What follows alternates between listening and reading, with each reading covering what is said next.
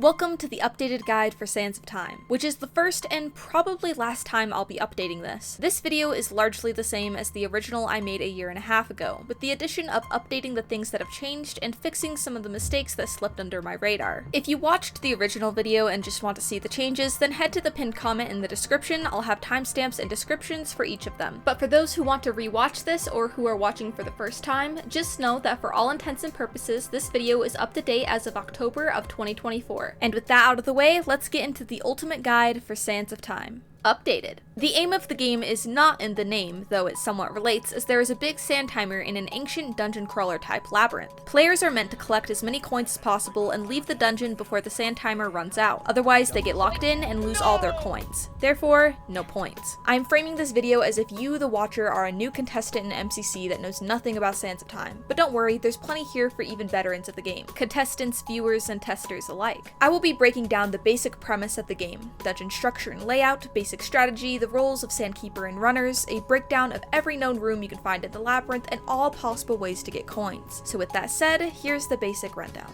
Basics. In its most basic form, Sands of Time consists of a main room containing the sand timer and 11 branching paths or rooms. The goal is to explore and get as many coins as possible before the timer runs out. This is typically done by finding vaults. There are 4 colors of vaults: blue, green, red, and gold, which require a key of the same color to open. Now that you have a general idea of what's going on, let's begin by exploring the main room.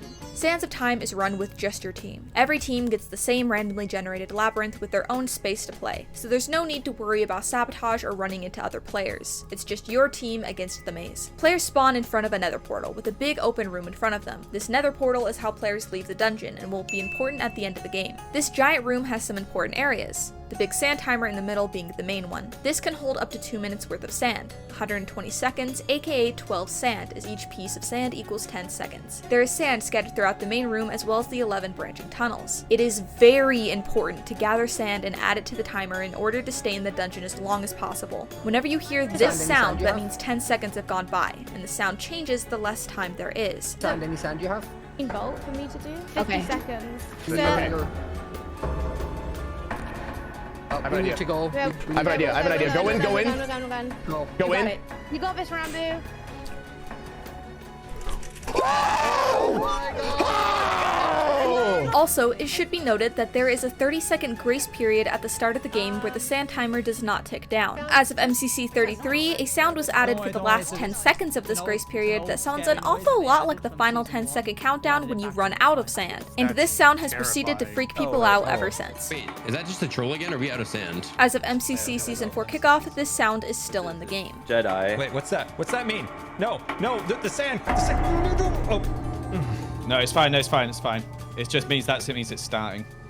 I hate so much the things that they choose to do with that. So if you hear this right at the beginning of the game, don't worry, you aren't out of sand. Your sand timer is just starting its countdown. It should also be noted that the blue vault key is in the water in a room right below the timer, but more on that later. On the far side of the room is a sphinx with an ender chest beneath it. Here players can bank their coins to ensure they are safe whether or not they leave the dungeon. But there's a 20% tax, meaning if someone banks 1,000 coins, they'll only get 800. And nobody likes taxes, so this isn't something I'd suggest you do often. The cases I've seen banking used well is when a player knows they're going to die, or has a pretty good chance of this happening. Dying at any point will put you in a tomb where your team will have to spend 1 sand to get you out. This tomb can be found right below the Sphinx. You also lose all your coins and items and will have to go back to where you died to get them. And if you died in lava, that means your coins and items are toast. If you manage to get your coins back, then great, but dying also includes a 20% tax on your coins. So it's best to avoid dying where possible, even if you can return to rob your own grave. But back on the topic of banking, communicate to your team about this one. There may be cases where you'll do it because you can't get to the exit in time, or you may be trying to go for a risky vault. But for now, just know you'll very rarely need to bank your coins. Below and to the side of the Sphinx are 2 sand sacrifices. Here you can give 2 sand, 20 seconds, in exchange for a few coins. It is generally not a good idea to do these as time is often more precious, but if your team is leaving the dungeon and has extra sand, this is a good way to grab a few extra coins. These can also be found in the labyrinth at times, so if you see these as you enter a tunnel, don't be too confused. Other important features of the main room would be the walls on in the left and right with levers and dispensers. These can dispense coins or mobs. There are 4 sets of these, 2 in the lower sections and 2 in the upper on each side of the room. On the upper levels, there will also be a parkour, either ladders and iron bars or this janky slab one. These have a few coins sitting on a platform at the top.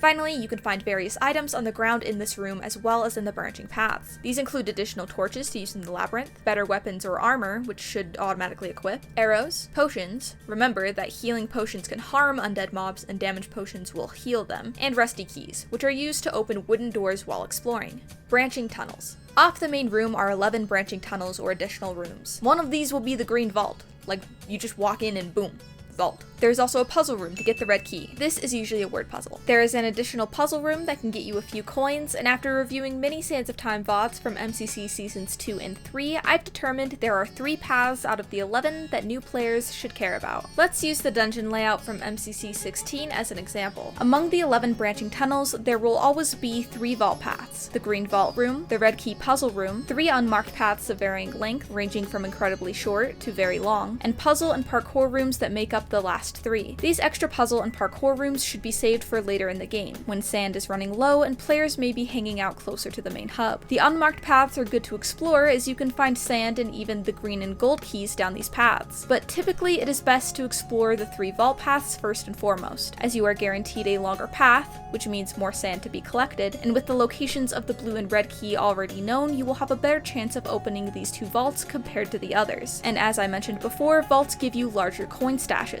So for the sake of simplicity and helping new players feel less overwhelmed by the labyrinth, I suggest you only concern yourself with finding one of the 3 vault paths. I will show you how to identify these in a moment, but real quick I want to mention the extra puzzle and parkour rooms, as I've seen a lot of players get distracted or caught off guard by these. On screen now are the different variations of these extra rooms with a description of what they are. Pause the video if you'd like to get a better look, but hopefully this will help you to identify if you should go down a path or not. We'll come back to these rooms later when we talk about strategy, but for now let's talk about the vault paths. You can tell if you are on a vault path by looking for red, blue, or gold half slab markings on the wall. They will always have this pattern and generally look like this. But be careful, as the markings are sometimes higher on the walls or can't be seen until you actually enter a path. Also, don't confuse other decorative blocks for the gold path. Thanks to Cedar Axe Swing on the MCC Reddit for this one. Another place players get confused is in Snows of Time, the Sands of Time event for Christmas. In this variation, you will gather snow, not sand, which is white, not yellow. And the block palette is changed, meaning the walls are often blue, and for some reason there's a lot of white blocks that can be confused for snow. As of MCC 35, it would appear a change was made that makes the snow pulse between different colors of white, blue, and gray, making it a little bit easier to differentiate from the other white blocks within this block palette. If you can find the gold path, you the should go down snow's that. glowing.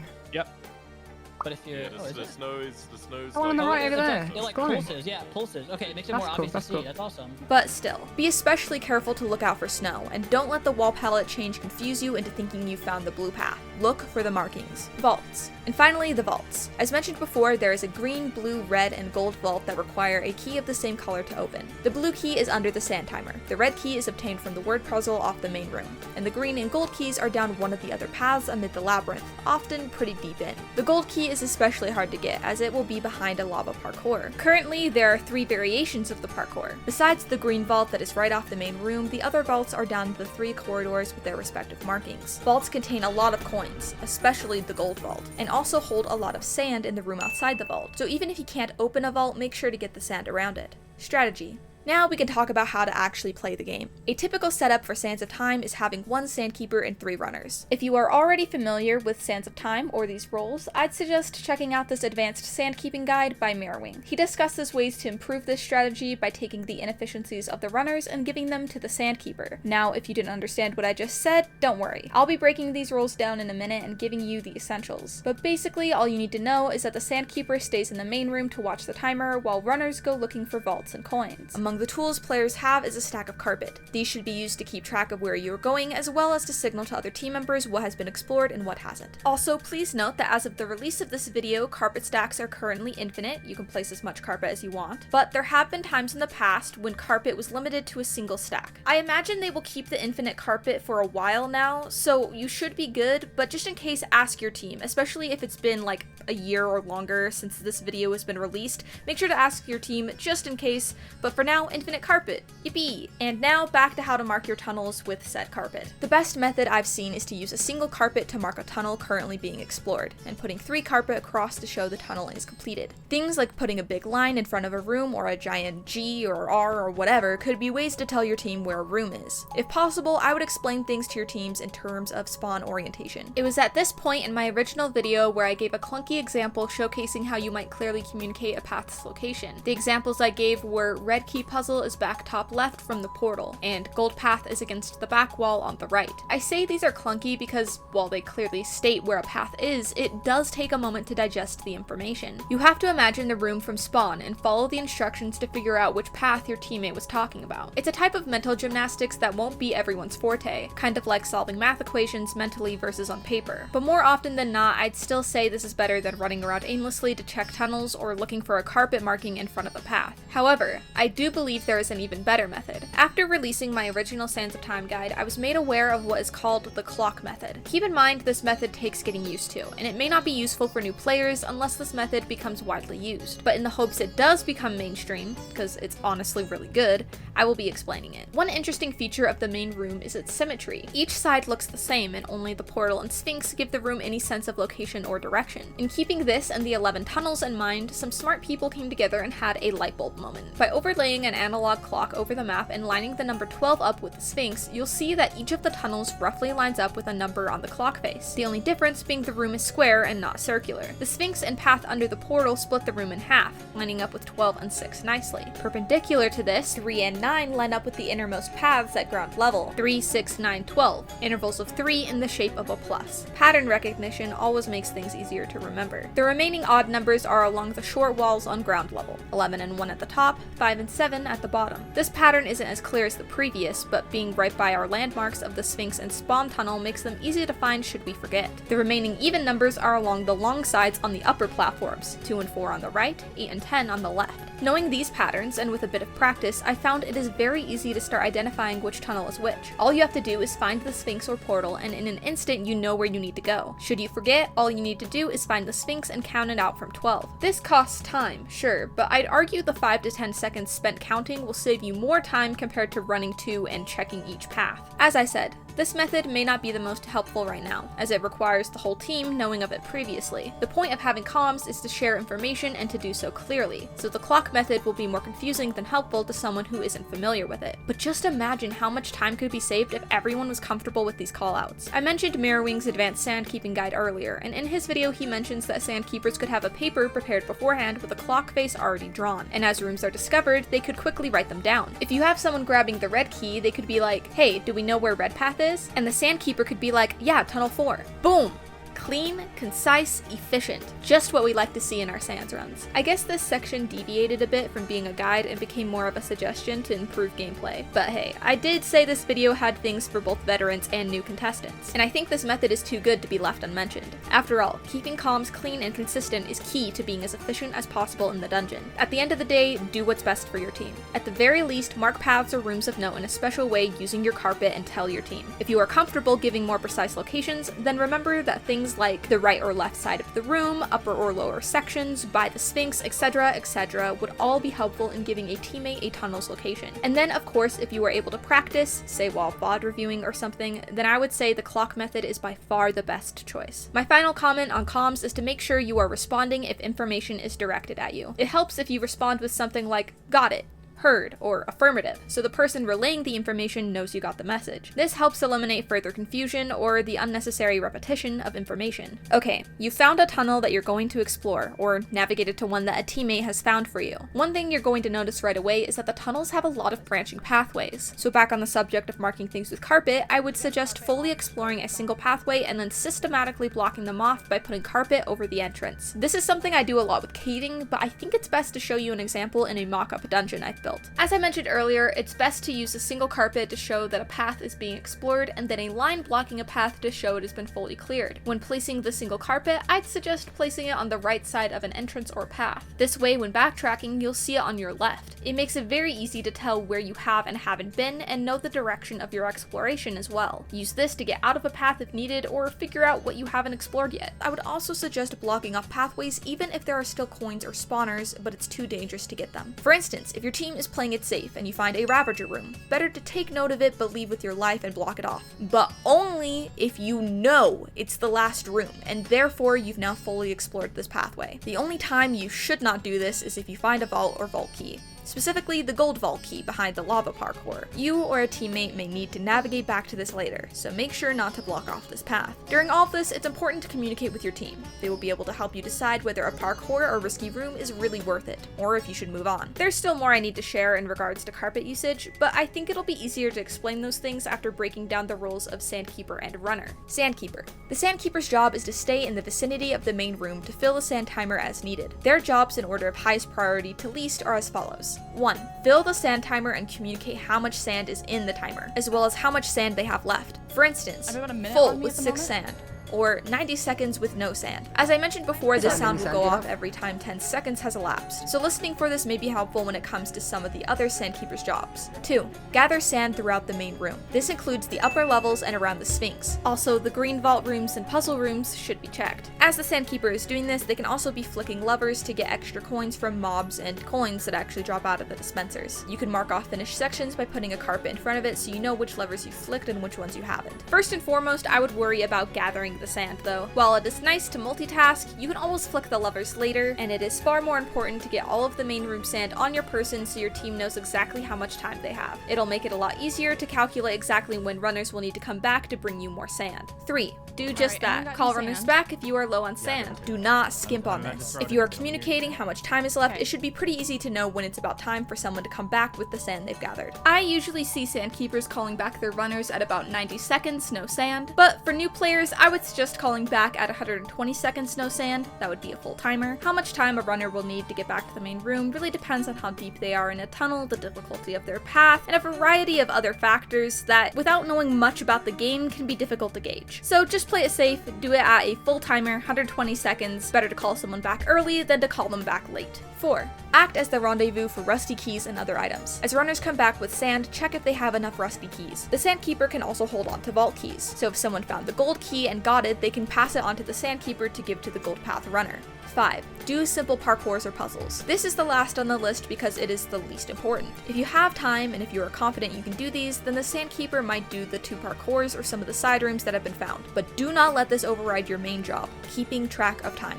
Runners. Now onto the runners. At the start of the game, someone should be designated to go under the sand timer and get the blue key, then immediately look for the blue vault path. Once found, mark it with a single carpet and go exploring. As for the red key, either have the red pathfinder do the puzzle then start exploring, or have the Sandkeeper do the puzzle and pass it off to the runner. Both have downsides. Having the runner do the puzzle means they aren't searching the red path, but having Sandkeeper do the puzzle means the runner will have to come back for the key, also wasting time, though they may have found some sand, which could be good. Either way, make sure that someone who is comfortable with word puzzles does this. Doing this puzzle is the one and only time you should ask chat for help. Your chat will most likely be delayed, so using them for help when running tunnels will most likely confuse you and make you waste your time. It's okay if you missed one piece of sand. It's more important you stay focused and clear-minded. When the green key is found, it should be given to the Sandkeeper and they can get the green vault. As for the gold key, it depends if you are up for the risk. Dying to the lava parkour means losing coins, but if you are confident in parkour or have few coins, it may be worth the risk. If you have a lot of sand or other important items on you, you can always drop them on the floor before attempting the gold key parkour or any other lava parkour for that matter. If you complete the parkour, then great, pick up your items. If you died while attempting it, at least you can go back and pick up your items again. Just keep in mind the one thing you can't drop is your coins, and the lava is a gold gobbling monster. This is also a situation where you could bank coins and go for the key. It really depends whether or not your team needs the points to pull ahead in the event. One variation of the lava parkour does allow you to spend 4 sand or 40 seconds to skip half of the parkour. This is the biggest mistake I made in my original video, saying this skipped the whole parkour. It is this mistake alone that caused me to remake this guide, and to anyone who took my word on this the first time, I am so sorry. I didn't think anyone had paid the sand price to try this shortcut and just assumed it skipped the whole thing. Guys,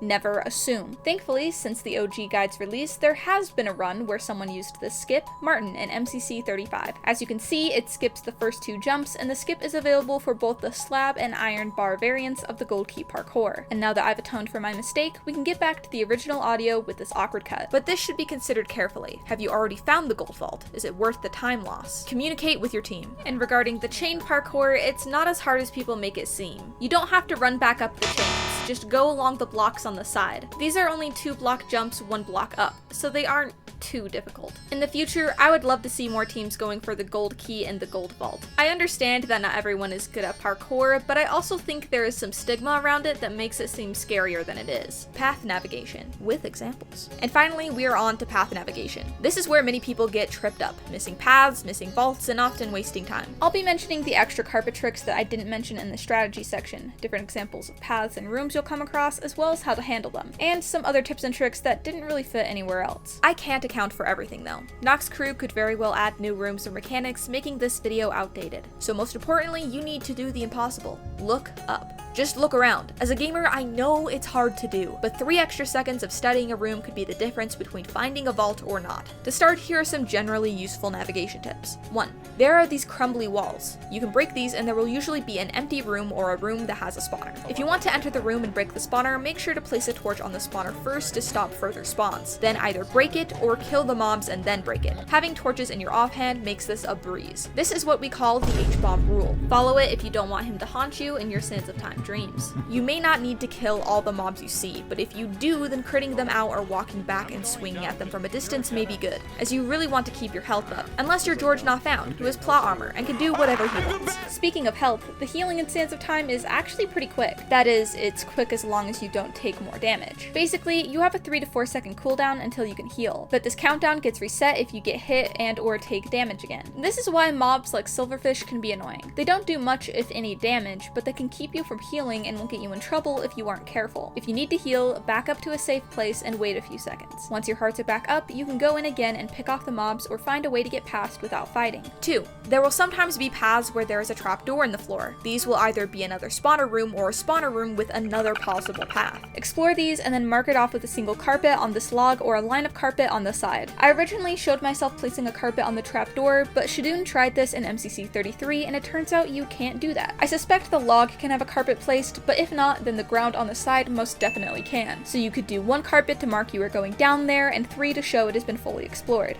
3. In some corridors there will be target blocks in the ceiling. Shooting these can give you sand, coins, or drop mobs on you, so they are similar to the droppers. But seriously, shoot them. You'd be surprised just how much sand you can get out of these. To showcase this, let's look at Pete in MCC 29, who got a total of 25 sand down Blue Path in Tunnel 3. That's 4 minutes and 10 seconds, by the way. He came back partway through his run to give 14 sand to Jimmy, his sandkeeper, 4 of which he had gotten from target blocks. Later, he finds the blue vault as he explores the last sections of the blue path, and comes back with another 10 sand with 30 seconds left on the timer, meaning that 4 sand, aka 40 seconds, he brought back earlier is what allowed him to find and open the blue vault. Shoot the target blocks. It takes 2 seconds and could gain you 20. 4. When exploring rooms, look for gold dust falling from platforms on the ceiling. These can indicate additional coins to be stuffed into your greedy little pocketses. Be careful, as some areas that have gold hidden in the ceiling also have lava, or mobs. These areas often look like this. 5. You can grab coin stacks on slabs by standing underneath and or jumping near them. 6. When you have a pathway that is 2 blocks tall, or perhaps a 2x1 cracked wall space you've broken through, you can place a carpet to stop certain mobs from getting to you. These would be zombies, skeletons, and pillagers, as they are 2 blocks tall. This is really useful when you have a lot of mobs you need to kill and you'd like to crit or swing at them from a safe distance, or if you're being overwhelmed and need to get away safely. 7. And as for general navigation, the final thing you need to know is where sand is. I know this seems weird, but a lot of people tend to miss the sand, so I'm saying it anyway. Sand seems to spawn between pillars and on the side of your path. Sometimes it will be in a wall like this, but these should be the main areas you'll see sand aside from the target blocks. Specific rooms. This section was big enough back in the day that I made it into a separate video, which I will not be updating. I consider this to be the least significant information and also the most overwhelming for new players, so please feel free to skip this. However, in that video I did miss the entrance to a room, so here I am to rectify that. The entrance to this dispenser tower type room looks like this. You have to jump in and go on the back side to find the ladders, then use these trapdoors to get out once you're done with the room. As of MCC 4KO, this room also has a new variation, and in the description to this video is a Google slide that Mirrorwing has put together analyzing this and other new rooms in MCC Season 4. So So far, that would be the rooms from Season 4 Kickoff and Rising 3. I'll link this in the description of the room video as well, and a link to that video will be in the end card if you'd like to watch it. Vaults aren't the only way to get coins. I freestyled this section in the old video, which is why it came out so bad. Basically, all you need to know is that while vaults do hold large coin stashes, there are also large coin stashes to be found just about anywhere in the paths. For example, rooms like these, which gave CaptainSparklez 72 and 115 unmultiplied coins respectively. Compare that to the coins in Red Vault, 198 unmultiplied, and you can see with enough exploration you could easily match and even surpass what could be found in the vaults. Of course, the best case scenario is just getting all the coins, vaults, extra rooms, and otherwise, but don't get down on yourself if you can't find a vault. You can still have a massive impact by simply exploring and clearing rooms, especially if you get a lot of sand. So assess your skill level and go for what you can handle. If you aren't comfortable with lava parkour, for example, that's okay, but I hope this example might make you more open to the idea of safely attempting some of these side rooms. Go for vaults, but don't be afraid to get coins along the way. Also, I used unmultiplied coins in this example because that is the standard in the community, and I made the mistake of not doing so in the previous video. It allows for the comparison of Sands of Time runs no matter if the game was played first in the event with no coin multiplier or game 8 with a 3 times coin multiplier. If you play Sands early and feel like your team didn't get very many coins, think again, because it might just be the multiplier disparity. Also, in terms of individual coins, your team coins will get split evenly among everyone, so it doesn't matter if someone got 2 vaults or if you pick up the spawn coins. Teams often like to leave spawn coins for the Sandkeeper, so they too can feel the joy of becoming filthy rich whenever they hear this satisfying sound.